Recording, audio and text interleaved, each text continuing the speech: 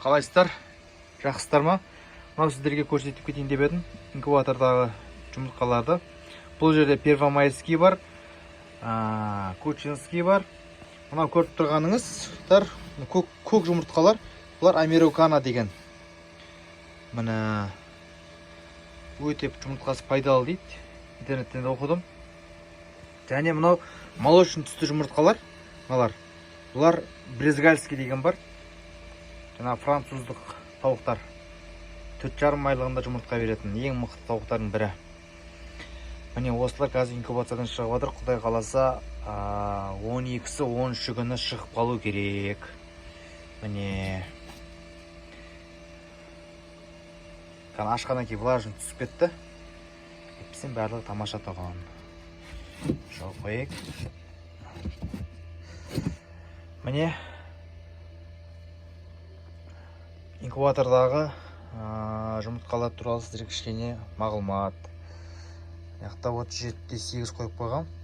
Құдай қаласа 10 күні 37-5-ке түсіріп, автоповоротты өшіріп, 10 күннен бастап бұлай қарай уже 19 күн болады 10 күні.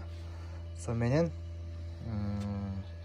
11-і, 12-сі, 13-і күні балапандар шығу керек құдай қаласа. Міне ағайын. Міне сіздерге кішкене инкубаторым бойынша, ішінде тұрған жұмыртқа бойынша бір видео түсіріп жатыр мына ағайын. Ал ағайын, сіздерде де шаруашылықтарыңыз болса дами берсін. Ешқандай коронавирус басқадай вирустарға қарамай алға жылжып нәтижелі болайық, жемісті болайық ағайын. Көңіл бөліп қарағандарыңызға рахмет. Жаңа айтпақшыдай айта кететін мәселе, 5-6 күні Ресейге берген жұмыртқа деп балапандарымыз келетін болды. Транзитный жолмен жіберіпті. Соны 5-6 аласыңдар деді құдай қаласа. Құдай қаласа соны күтіп аламыз.